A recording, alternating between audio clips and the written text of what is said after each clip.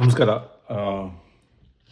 The dystopian mind, ಶ್ರೀಕರ್ನಾಗ್ ನನ್ನ ತಮ್ಮ ಬರೆದಿರುವಂಥ ಪುಸ್ತಕದ ಬಗ್ಗೆ ವಿಚಾರ ವಿಶ್ಲೇಷಣೆ. ಇದು ಪುಸ್ತಕದಲ್ಲಿ ಏನಿದೆ ಅಂತ ನಾನು ಹೇಳ್ತಾ ಇಲ್ಲ, ಅದನ್ನು ಓದಿ ಅದನ್ನು ಗ್ರಹಿಸ್ಕೊಂಡು ನನ್ನಲ್ಲೇ ಆದಂಥ ಕೆಲವು ಅನುಭವಗಳು, ನನ್ನದೇ ಆದಂಥ ಅಭಿಪ್ರಾಯಗಳನ್ನ ಹೇಳಿ ನಿಮಗೂ ತಿಳಿಸ್ಕೊಡೋಣ ಅಂತ. ಪುಸ್ತಕ ಈಗ ಅಮೆಝಾನ್ ಅಲ್ಲಿ ಸಿಗುತ್ತೆ. ನೀವು ಇ ಬುಕ್ ಅಥವಾ ಸಾಫ್ಟ್ ಕಾಪಿ ಅಂತ ಏನು ಹೇಳ್ತಾರೋ ಅದನ್ನು ತೊಗೊಳ್ಬಹುದು, ಅಥವಾ ನಿಮಗೆ ಪೇಪರ್ ಬ್ಯಾಗ್ ಕೂಡ ಸಿಗುತ್ತೆ. ಎರಡು ಸಿಗ್ತಾ ಇದೆ. ಹಿಂದಿನ ಎಪಿಸೋಡಲ್ಲಿ ನಾನು ಚಾಪ್ಟರ್ 1 ಅಂತ ಇದೆ, ಅದು ಬೇಸಿಕಲಿ ಪಾರ್ಟ್ 1 6 ಪಾರ್ಟಾಗಿ ಒಂದು ವಿಂಗಡಣೆ ಮಾಡ್ಕೊಂಡಿದ್ದಾನೆ. ಅದರೊಳಗೆ ಮೊದಲನೇ ಪಾರ್ಟ್ ಬಗ್ಗೆ ಮಾತಾಡಿದ್ದಾಯಿತು, ಚೆಕ್ ಮಾಡ್ಕೊಳ್ಳಿ ಲಿಂಕಲ್ಲಿ. ಎರಡನೇ ಪಾರ್ಟ್ ಇಲ್ಲಿ ಅದೇ ಹಳ್ಳಿಗಳ ಬಗ್ಗೆ ಮಾತಾಡ್ತಾ ಇದ್ವಿ ಮೊದಲನೇ ಪಾರ್ಟಲ್ಲಿ, ಅಲ್ಲಿ ಎಂಡ್ ಆಗುತ್ತೆ. ಅಂದರೆ ಸ್ಟೋರೇಜ್ ಬರುತ್ತೆ. ಈಗ ನಾವು ಒಂದಷ್ಟು ಬೆಳೆಗಳನ್ನ ಇವತ್ತು ಬೆಳೆದಿರೋ ಬೆಳೆನ ನಾಳೆ ನಾಡಿದ್ದು ಮುಂದಿನ ತಿಂಗಳು ಕೂಡ ತಿನ್ಬೋದು ಅಂದಾಗ ಒಂದು ಸ್ಟೋರೇಜ್ ಬಗ್ಗೆ ಮಾತು ಬರುತ್ತೆ. ಸ್ಟೋರೇಜ್ ಬಂದಾಗ ಹೆಗ್ಣಗಳು, ಅದರಿಂದ ಹೇಗೆ ಕಾಪಾಡೋದು, ಇವೆಲ್ಲ ವಿಚಾರಗಳು ಬರುತ್ತೆ. ಈ ಹಳ್ಳಿಗಳಿಂದ ಸಿಟಿ ಅನ್ನೋ ಒಂದು ಕಾನ್ಸೆಪ್ಟ್ ಬರುತ್ತೆ. ಸಿಟಿ ಕಾನ್ಸೆಪ್ಟು ನಿಮಗೆ ಇಟ್ಸ್ ಎ ಸಿಸ್ಟಮ್. ಈಗ ಅಲ್ಲಿ ಏನಂದರೆ, ಮುಂಚಿನ ಕಾಲದಲ್ಲಿ ಅಲೆಮಾರಿಯಾಗಿದ್ದಂಥ ಜೀವನದಲ್ಲಿ ಪರಸ್ಪರ ಒಬ್ರಿಗೊಂದಷ್ಟು ಮನಸ್ತಾಪಗಳು ಬಂತು ಅಂದರೆ ಹೊರಟು ಬಿಡ್ಬೋದಾಗಿತ್ತು. ಇನ್ನೊಂದ್ಸರಿ ನಾಡೋಲ್ಲ, ಅಲೆಮಾರಿ ಜೀವನ ಅಲ್ವಾ. ಆ ವ್ಯಕ್ತಿನ ಮತ್ತೊಮ್ಮೆ ಮಗದೊಮ್ಮೆ ನೋಡೋ ಅವಶ್ಯಕತೆನೇ ಬರ್ತಿರಲಿಲ್ಲ. ಆದರೆ ಈ ಸಿಟಿ ಶಿಪ್ಪಲ್ಲಿ ಆ ಲೆಕ್ಕ ಬರಲ್ಲ. ಯಾಕೆ ಅಂದರೆ ಒಂದು ಕಡೆ ನಾವು ಬೇರೂರಿ ನಿಂತ್ಕೊಂಡಾಗ ನಾವು ಅಲ್ಲಿ ಸೆಟ್ಲ್ ಆಗ್ತೀವಿ. ಇವಾಗ ಹಳ್ಳಿಗಳಲ್ಲಿ ಏನಾಗೋದು ಅಂದರೆ, ಪರಿಚಯದವರೆಲ್ಲ ಸೇರಿಕೊಂಡು ಅಲೆಮಾರಿ ಜೀವನದಲ್ಲಿ ತಲೆ ಕೆಡಿಸ್ಕೊತಾರಲಿಲ್ಲ. ಅದಾದಮೇಲೆ ಹಳ್ಳಿಗಳಲ್ಲಿ ಏನಾಯಿತು, ಒಬ್ಬರೊಬ್ಬರು ಒಂದೇ ರೀತಿಯಾದಂಥ ವಾಡಿಕೆ ಇದ್ದಂಥವರೆಲ್ಲನೂ ಒಟ್ಟಿಗೆ ಸೇರ್ಕೊಳ್ಳಿಕ್ಕೆ ಶುರು ಮಾಡಿದ್ರು. ಸರಿನಾ? ಸೊ ನಮ್ಮ ಅಕ್ಕಪಕ್ಕದ ಮನೆಯವರೆಲ್ಲನೂ ನಮ್ಮದೇ ಆದಂಥ ಪದ್ಧತಿಗಳು ಅನುಸರಿಸ್ತಾ ಇದ್ದವರು, ನಮ್ಮ ಒಂದು ರೀತಿಯಲ್ಲಿ ಮಿತ್ರರು, ಈ ಥರ ಆಗೋರು. ಸೊ ಅದೇ ರೀತಿಯಲ್ಲಿ ಹಳ್ಳಿಗಳಲ್ಲಿ ಹಳ್ಳಿ ವಾತಾವರಣಗಳು ಶುರುವಾಯಿತು. ಹಾಗಾಗಿ ಅಕ್ಕಪಕ್ಕದ ಮನೆಯವರು ನಿಮಗೆ ತುಂಬ ಪರಿಚಯ ಆಗಿರಬೇಕಾಗಿತ್ತು. ಅವರೆಲ್ಲ ಸೇರಿಕೊಂಡು ಅವ್ರದ್ದು ಒಂದು ಬೀದಿನೋ ಮಾರ್ಗನೋ ಏನೋ ಕಟ್ಕೊಳ್ಳೋರು. ಆದರೆ ಸಿಟಿನಲ್ಲಿ ಹಾಗಲ್ಲ. ಸಿಟಿನಲ್ಲಿ ಮೊದಲನೇದಾಗಿ ನೀವು ಜಾಗ ನೋಡ್ಕೊತೀರ, ಅಲ್ಲಿ ಗಾಳಿ ಬೆಳಕು ಬರುತ್ತೆ ಅಂತ ನೋಡ್ಕೊತೀರ, ನೀರು ಸರಿಯಾಗಿ ಬರುತ್ತೆ ಅಂತ ನೋಡ್ಕೊತೀರ. ಅದು ಆದಮೇಲೆ ಅಕ್ಕಪಕ್ಕದ ಮನೆಯವ್ರ ಜೊತೆ ಆದರೆ ಪರಿಚಯ ಮಾಡ್ಕೊತೀರ. ಅಂದರೆ ಅಕ್ಕಪಕ್ಕದ ಮನೆಯವ್ರ ಜೊತೆ ಪರಿಚಯ ಆಗಿರಲೇಬೇಕು ಅನ್ನೋ ಅವಶ್ಯಕತೆಯೇ ಇಲ್ಲ. ಅದು ನಿಮಗೆ ಸಿಟಿನಲ್ಲಿ ಕೊಡೋಕ್ಕೆ ಶುರುವಾಯಿತು. ಸಾಕಷ್ಟು ವಿಶ್ಲೇಷಣೆಗಳಿದೆ. ಇದು ಉರುಕ್ ಅಂತ ಮೆಸೊಪೊಟೇಮಿಯಾನಲ್ಲಿರುವಂಥ ಒಂದು ವಿಚಾರನ ತಿಳಿಸೋದಾಗಲಿ, ಅಥವಾ ನಮ್ಮ ಮೊಹೆಂಜೊದಾರೋನಲ್ಲಿ ಆಗಿರುವಂಥ ಒಂದಷ್ಟು ಬದಲಾವಣೆಗಳು. ಆ ಸಿವಿಲೈಸೇಷನ್ ಆದಾಗ ಬಹಳ ಜನ ಓದಿರ್ತೀರ. ಈಗ ಫಸ್ಟ್ ಸುವರ್ ಸಿಸ್ಟಮ್, ಈಗ ಡ್ರೈನೇಜ್ ಸಿಸ್ಟಮ್ ಬಂದಿದ್ದು ಇಂಡಿಯನ್ ವ್ಯಾಲಿ ಸಿವಿಲೈಸೇಷನಲ್ಲಿ ಬರುವಂಥ ವಿಚಾರ. ಅದರ ಮೊಹೆಂಜೊದಾರೋನಲ್ಲಿ ಆಗಿರುವಂಥ ವಿಚಾರಗಳನ್ನು ತಿಳಿಸ್ಕೊಡ್ತಾನೆ. ಅಲ್ಲಿ ಅದನ್ನು ಹೇಳ್ತಾ ಒಂದು ಸೂಕ್ಷ್ಮವಾಗಿರೋ ವಿಚಾರ ತುಂಬ ಚೆನ್ನಾಗಿ ತಂದಿರೋದು ಏನಂದರೆ, ಈ ದ ಡಿಸ್ಟೋಪಿಯನ್ ಮೈಂಡ್ ಅನ್ನೋ ಪುಸ್ತಕದಲ್ಲಿ ಅವನು ಏನು ಹೇಳ್ತಾನೆ, ಇಂಡಿಪೆಂಡೆನ್ಸ್ ಅನ್ನೋದು ಒಂದು ಫೀಲ್ ಯಾವಾಗ ಸಿಗತ್ತೆ ಅಂದರೆ, when you are dependent on the system ಅಂತ. ಈಗ ಒಂದು ಸಿಟಿನಲ್ಲಿ ತನಗೆ ತಾನೇ ನೀರು ಬರುತ್ತೆ, ತನಗೆ ತಾನೇ ಎಲೆಕ್ಟ್ರಿಸಿಟಿ ಬರುತ್ತೆ, ಅದ್ರ ಪಾಣಿಗದು ಕಸ ಕಚಡ ಎಲ್ಲನೂ ಮನೆಯಿಂದ ಹೋಗುತ್ತೆ. ಸೊ ತರಕಾರಿಗಳು ಮನೆ ಮುಂದೆ ಬಂದು ಮಾರ್ತಾರೆ ನೀವು. ಸೊ ಈ ಎಲ್ಲ ಏನು ಸಪ್ಲೈ ಚೈನ್ಗಳಿರುತ್ತಲ್ಲ, ಇವೆಲ್ಲ ಶುರುವಾಗೋದು ಸಿಟಿನಲ್ಲಿ. ಅದು ಜಾಸ್ತಿ ಆದಷ್ಟು ನಮಗೆ ಇಂಡಿಪೆಂಡೆನ್ಸ್ ಫೀಲ್ ಆಗುತ್ತೆ. ನೋಡಿ ಹೇಗಿದೆ ಐರಾನಿಕಲ್ ಇದು. ಈಗ ಇನ್ನೊಂದು ಹೇಳ್ತೀನಿ. ಹಳ್ಳಿನಲ್ಲಿದ್ದಾಗ ಶಾಮಣ್ಣವರು ಹಾಲು ಮಾರ್ತಾರೆ, ಅವರಿಂದ ತರಬೇಕು, ಪಾಪಣ್ಣವ್ರು ತರಕಾರಿ ಮಾರ್ತಾರೆ.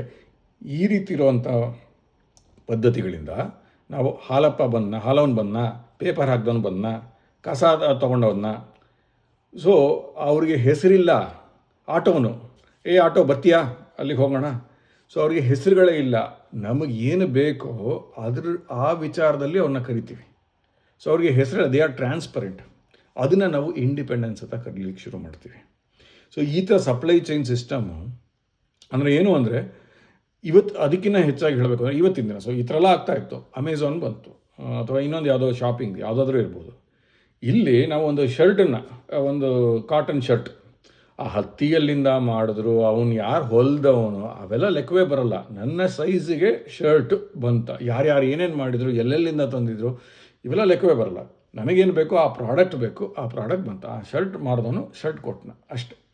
ಸೊ ಈ ಥರ ಅಬ್ಸ್ಟ್ರಾಕ್ಷನ್ ಲೆವೆಲಲ್ಲಿ ನಾವು ನೋಡಿದಾಗ ಆ ಹಿಂದಿನ ಆ ಸಿಸ್ಟಮ್ ವರ್ಕ್ ಆಗುತ್ತಲ್ಲ, ಅದರಿಂದ ಸಾಕಷ್ಟು ಜನ ಕೆಲಸ ಮಾಡ್ತಾ ಇರ್ತಾರೆ. ಅವ್ರ ಮೇಲೆ ಎಲ್ಲರ ಮೇಲೂ ನಾವು ಡಿಪೆಂಡೆಂಟ್ ಆಗಿರ್ತೀವಿ. ಆದರೆ ಅವ್ರು ಯಾವಾಗ ನಮಗೆ ಕಾಣಿಸಲ್ವೋ ಅದು ನಮಗೆ ಇಂಡಿಪೆಂಡೆನ್ಸ್ ಫೀಲ್ ಕೊಡುತ್ತೆ. ಆ ಇಂಡಿಪೆಂಡೆನ್ಸ್ ಫೀಲು ಇವತ್ತಿನ ದಿನ ನಾವು ಆಗಲೇ ಇಂಟರ್ನೆಟ್ಟಲ್ಲಿ ನೋಡ್ತಾ ಇದ್ದೀವಿ.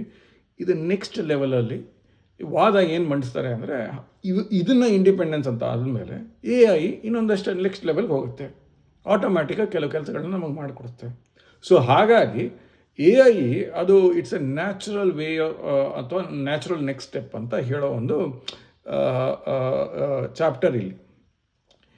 ಇದು ಸಿಟಿ ಬಗ್ಗೆ ಹೇಳ್ತಾನೆ. ಅದು ಹೇಳಬೇಕಾದ್ರೆ ಕೊನೆಯದಾಗಿ ಹೇಳೋದು, ಅದು ಯಾರು ರಾಬಿನ್ ಡನ್ಬರ್ ಅಂತ ಒಬ್ಬರು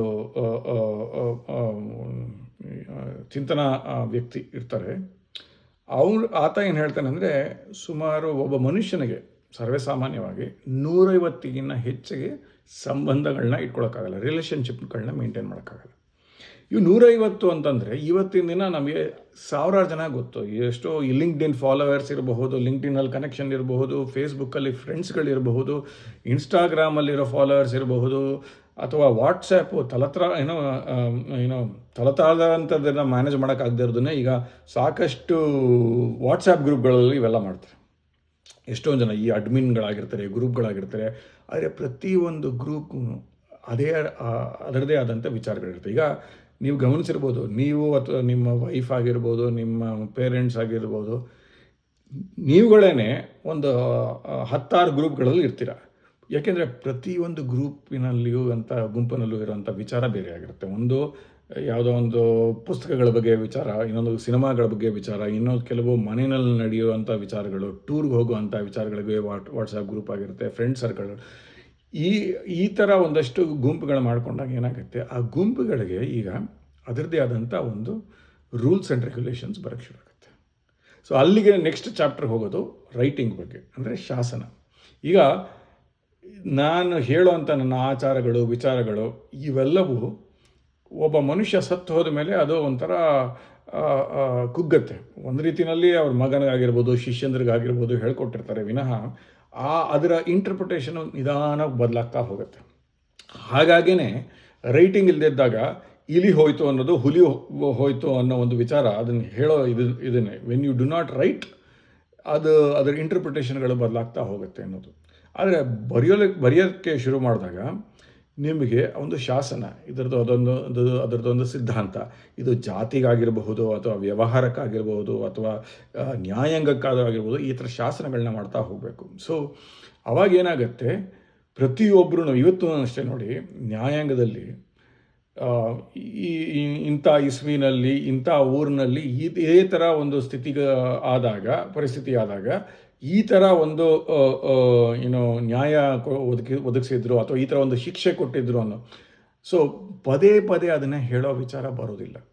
ಯಾರೋ ಒಂದು ಕಡೆ ಒಂದಷ್ಟು ಗುಂಪು ಯೋಚನೆ ಮಾಡಿ ಬರೆದಿರೋ ವಿಚಾರನ ಇನ್ನೊಂದು ಕಡೆ ಎಲ್ಲೋನೋ ಇನ್ನೊಂದು ಹಲವಾರು ವರ್ಷಗಳಾದಮೇಲೂ ಇದನ್ನು ಒಪ್ಕೊತೀವಿ ಅಥವಾ ಒಪ್ಕೊಳ್ಳಲ್ಲ ಅನ್ನೋ ಒಂದು ಚರ್ಚೆ ಮಾಡೋ ಅಂಥ ಶಕ್ತಿ ಬರವಣಿಗೆಗೆ ಬಂತು. ಆ ಬರವಣಿಗೆ ಏನಾಯಿತು ನಿಮಗೆ, ಅದರಿಂದ ಇವಾಗ ಪುಸ್ತಕದ ಬಗ್ಗೆನೂ ಹೇಳ್ತಾ ಇದ್ದೀನಿ ಅಲ್ವಾ. ಇದು ಪುಸ್ತಕ ಇವನು ಶ್ರೀಕರ್ಣ, ಕೆಲವರು ಗೂಗಲ್ ಮಾಡಿ ನೋಡಿದ್ರೆ ಅವನ ಫೋಟೋ ಸಿಗ್ಬೋದು. ಆದರೆ ಆ ಫೋಟೋ ಲೆಕ್ಕನೇ ಬರಲ್ಲ. ನಿಮಗೆ ಬೇಕಾಗಿರೋದು ಪುಸ್ತಕದಲ್ಲಿರುವಂಥ ವಿಷಯ, ಡಿಸ್ಟೋಪಿಯನ್ ಮೈಂಡ್. ಸೊ ಈಗ ಏನಾಗುತ್ತೆ, ಒಬ್ಬ ಬರೆದಾಗ ಆತನಲ್ಲಿ ಇರೋ ವಿಚಾರಗಳು ಇನ್ನೊಬ್ಬರಿಗೆ ಮುಟ್ಟಿಸೋವಂಥದ್ದು. ಅದಕ್ಕೆ ಆತನೇ ಬಂದು ಹೇಳಬೇಕು ಅಂತಿಲ್ಲ. ಆ ಪುಸ್ತಕದಿಂದ ತಾವೇನು ಇಂಟರ್ಪ್ರಿಟ್ ಮಾಡ್ಕೊಳ್ತೀರೋ ಅಥವಾ ಅದಕ್ಕೆ ಇಂಟರ್ಪ್ರಿಟೇಷನ್ ಬರ್ತಾ ಕಡಿಮೆ ಆಗ್ತಾ ಹೋಗುತ್ತೆ. ಸೊ ಅದಕ್ಕೆ ಹೇಳೋದು, ಕೆಲವರು ಪುಸ್ತಕ ಓದೋರು ಆ ಪುಸ್ತಕ ಚೆನ್ನಾಗಿತ್ತು, ಅದಕ್ಕಿಂತ ಸಿನಿಮಾಕ್ಕಿಂತ ಪುಸ್ತಕ ಚೆನ್ನಾಗಿತ್ತು ಅಂತ ಕೆಲವು ನಾವೆಲ್ಗಳನ್ನೆಲ್ಲ ಸಿನಿಮಾಗಳು ಮಾಡ್ತಾರಲ್ಲ. ಯಾಕೆ ಅಂದರೆ ನಿಮಗೆ ಪುಸ್ತಕಗಳಲ್ಲಿ ನಿಮ್ಮದೇ ಆದಂಥ ಒಂದು ಕಲ್ಪನಾ ಲೋಕದಲ್ಲಿ ಹೋಗಬಹುದು. ಸಿನಿಮಾನಲ್ಲಿ ಏನಾಗುತ್ತೆ, ಆ ನಿರ್ದೇಶಕನ ಅಥವಾ ನಿರ್ದೇಶಕನ ಕಲ್ಪನೆ ಮಾತ್ರ ಅಲ್ಲಿ ಬರುತ್ತೆ, ಆ ಛಾಪ್ ಮಾತ್ರ ಬರುತ್ತೆ. ಅದಕ್ಕೆ ನೂರಾರು ವಿಧಾನಗಳಿರುತ್ತೆ. ಸೊ ನಿಮಗೇನಾಗುತ್ತೆ ಅಂದರೆ ಆ ಕ್ರಿಯೇಟಿವಿಟಿ ರೈಟಿಂಗಲ್ಲಿ ಕಡಿಮೆ ಆಗುತ್ತೆ. ಒಂದು ಕತೆ ಹೇಳಿದಾಗ ಅದು ಅದರದ್ದೇ ಆದಂಥ ಇಂಟರ್ಪ್ರಿಟೇಷನ್ ತೊಗೊಂಡು ಅದಿನ್ನೂ ಸುಲಭವಾಗಿ ಹೋಗುತ್ತೆ. ಅದಕ್ಕೆ ಇನ್ನು ಸಹಸ್ರಾರು ವಿಧಾನಗಳು ಬರುತ್ತೆ. There are 1000 ways to do it, to interpret it. ಆದರೆ ಬುಕ್ ಬಂದಾಗ 100 ವಿಧಾನ ಬರುತ್ತೆ. ಸಿನಿಮಾ ಮಾಡಿದಾಗ ಅದಿನ್ನೂ ಒಂದು 10 ವಿಧಾನ ಆಗುತ್ತೆ. ನಿನಗೇನು ಅರ್ಥ ಆಯಿತು, ನನಗೇನು ಅರ್ಥ ಆಯಿತು ಅಂತ. ಸೊ ಆ ಇಂಟರ್ಪ್ರಿಟೇಷನ್ ಕಡಿಮೆ ಆದಾಗ ಏನಾಗುತ್ತೆ, ರೂಲ್ಸ್ಗಳು ಒಂಥರ ಸ್ಟ್ರಾಂಗ್ ಆಗುತ್ತೆ, ನಿಮಗೆ ಸ್ಥಿರವಾಗಿರುತ್ತೆ. ಆ ರೈಟಿಂಗ್ ಬರುತ್ತಲ್ಲ, ಆ ರೈಟಿಂಗಿಂದ ಏನಾಗುತ್ತೆ, ಒಂದು ಮನ್ನಣೆ ಪಡೆಯುತ್ತೆ ಸಮಾಜದಲ್ಲಿ.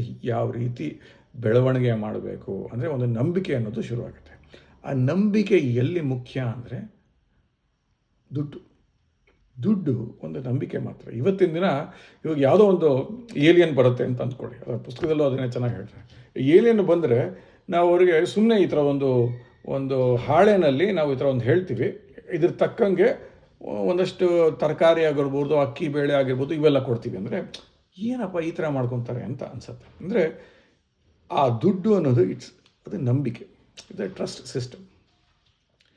ಈಗ ತುಂಬ ಜನ ಹೇಳ್ತಾರೆ ಬಾರ್ಟರ್ ಸಿಸ್ಟಮ್ ಆದಮೇಲೆ ದುಡ್ಡು ಬಂತು ಅಂತ. ಬಾರ್ಟರ್ ಸಿಸ್ಟಮ್ ಬಂದ ಮೇಲೆ ದುಡ್ಡು ಲೆಕ್ಕ ಬರೋಕ್ಕೆ ಶುರುವಾಯಿತು ಅಂತ ಅಲ್ಲ. ಅದು ಈ ಪುಸ್ತಕದಲ್ಲಿ ಹೇಳಿರೋ ಹಾಗೆ ಬಾರ್ಟರ್ ಸಿಸ್ಟಮಿಂದ ಮನಿ ಬರಲಿಲ್ಲ. ಮನಿ ಬಂದಿದ್ದಿತ್ತು ಸಾಲದ ಸಿಸ್ಟಮಿಂದ, ಡೆಟ್ ಸಿಸ್ಟಮಿಂದ. ಏಕೆಂದರೆ ನಾನು ನಿನಗೆ ಇಷ್ಟು ಇದನ್ನು ಕೊಟ್ಟಿರೋ, ನಾಳೆ ನಿನಗೆ ತಂದು ಕೊಡ್ತೀನಿ, ಇಷ್ಟು ಕೊಡ್ತೀನಿ ಅಂದಾಗ ಆವಾಗ ಒಂದು ಶಂಖಗಳಿರ್ಬೋದು, ಕಪ್ಪೆ ಚಿಪ್ಗಳಲ್ಲಿ ಲೆಕ್ಕ ಹಾಕ್ತಾಯಿದ್ರಂತೆ. ನೀನು 10 ಕಪ್ಪೆ ಚಿಪ್ಗಳು ಕೊಟ್ಟಿರೋ, ಆ 10 ಕಪ್ಪೆ ಚಿಪ್ಗಳ ವ್ಯಾಲ್ಯೂ ಒಂದಿಷ್ಟು ಅಂತ ಇಟ್ಕೊಳ್ಳೋಣ, ಅದನ್ನು ವಾಪಸ್ ಕೊಟ್ಟಾಗ ನೀನು ಇಷ್ಟು ಕೊಡಬಹುದು ಅಂತ ಆ ಒಂದು ಎಕ್ಸ್ಚೇಂಜ್ ಬಂತು. ಯಾಕೆಂದರೆ ಆವಾಗ ಸಾಲ. ಸೊ ನೀನು 10 ಕಪ್ಪೆ ಚಿಪ್ಗಳು ಅಲ್ವಾ, ಆ 10 ಕಪ್ಪೆ ಚಿಪ್ಗಳಿಗೆ ಈಕ್ವಲೆಂಟ್ ಎಷ್ಟು ಕೊಡಬೇಕು ಅನ್ನೋ ಒಂದು ಲೆಕ್ಕ, ಒಂದು ಮುಂದಿನ ತಿಂಗಳು ಈ ಥರ ಕೊಡು ಅಂದ್ಬಿಟ್ಟು. ಸೊ ಸಾಲದಿಂದ ದುಡ್ಡು ಬಂತು. ಅಂದರೆ ಸಾಲ ಯಾವಾಗ ಬರೋದು? ನಂಬಿಕೆ. ನೀನು ಸಾಲ ತೀರಿಸ್ಬೋದು ಅಂತ. ಇವತ್ತಿನ ದಿನ ಕೂಡ ಅಷ್ಟೇ, ಕ್ರೆಡಿಟ್ ಕಾರ್ಡ್ ಕಂಪನಿಗಳು ನೀವು ಸಾಲ ತೀರಿಸ್ತೀರೋ ಇಲ್ವೋ ಅಂತ ಚೆಕ್ ಮಾಡ್ಕೊಂಡು ನಿಮಗೆ ಸಾಲ ಕೊಡ್ತಾರೆ. ನಿಮ್ಮ ಹತ್ರ ದುಡ್ಡಿದೆ ಅಂದರೆ ಮಾತ್ರ ಸಾಲ ಕೊಡ್ತಾರೆ ವಿನಃ ದುಡ್ಡಿಲ್ಲ ಅಂದರೆ ನಿಮಗೆ ಸಾಲ ಕೊಡಲ್ಲ. ಸೊ ಆ ರೀತಿ ವಿಚಾರ, ಆ ನಂಬಿಕೆಯ ಸಿಸ್ಟಮ್ ಏನಿದೆ ಅದು ನಿಮಗೆ ಈ ಮನಿ, ದುಡ್ಡು ಅನ್ನೋದು ಸ್ಥಾಪನೆ ಆಗಿರೋದೆ ಒಂದು ಈ ನಂಬಿಕೆ ಸಿಸ್ಟಮಿಂದ. ಬ್ಯಾಂಕ್ಗಳು ಬಂದಿದ್ದಾರೆ ಅದೇ ರೀತಿಯಲ್ಲಿ. ದುಡ್ಡು ಬಂತು ಅಂದರೆ ಏನಾಯಿತು, ಕಳ್ಳತನ ಅದರಿಂದ ಬರುತ್ತೆ, ಕೆಲಸಗಳು ಅದರ ಸುತ್ತಲೂ ಬರುತ್ತೆ, ಕನಸುಗಳು ಅದರಿಂದ ಬರುತ್ತೆ, ಕಪಾಟು ತುಂಬೋದು ದುಡ್ಡಿಂದ ಆಗುತ್ತೆ. ಸೊ ಈ ದುಡ್ಡಿಂದ ಹೊಸ ಸಿಸ್ಟಮ್ಗಳು ಬಂತು, ನಂಬಿಕೆ ಬಂತು, ನಂಬಿಕೆ ದ್ರೋಹನೂ ಅದರಿಂದನೇ ಬರಲಿಕ್ಕೆ ಶುರು ಆಯಿತು ಅನ್ನೋ ಒಂದು ವಿಚಾರ ಇದರೊಳಗಿರೋದು.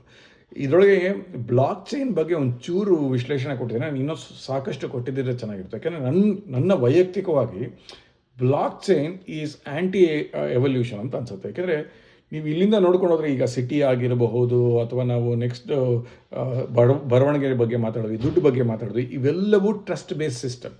But block chain is a trustless system. So trustless system ಅಂದರೆ ಏನು ಅಂದರೆ ನಾವು ಯಾರನ್ನೂ ನಂಬೋದಿಲ್ಲ ಅಂತ. ಅದು ಇಟ್ಸ್ ಅಗೇನ್ಸ್ಟ್ ಎವಲ್ಯೂಷನ್ ಅಂತ ನನ್ನ ವೈಯಕ್ತಿಕ ಅಭಿಪ್ರಾಯ. ಅದ್ರ ಬಗ್ಗೆ ಒಂದು 2 ಸಾಲ ಬರೆದಿದ್ದಾನೆ. ಇನ್ನೊಂದಷ್ಟು ಬರೀಬೇಕಾಯಿತು. ಮೇ ಬಿ ನೆಕ್ಸ್ಟ್ ಪುಸ್ತಕ ಏನಾದರೂ ಬರೆದ್ರೆ ಅದರೊಳಗೆ ಒಂದು ಬರೀಲಿ ಅಂತ ಆಶಿಸ್ತೀನಿ. ಇದು ಪಾರ್ಟ್ 2 ನಾವು ಕವರ್ ಮಾಡಿದ್ದೀವಿ ಇವತ್ತು, ಆಯಿತಾ?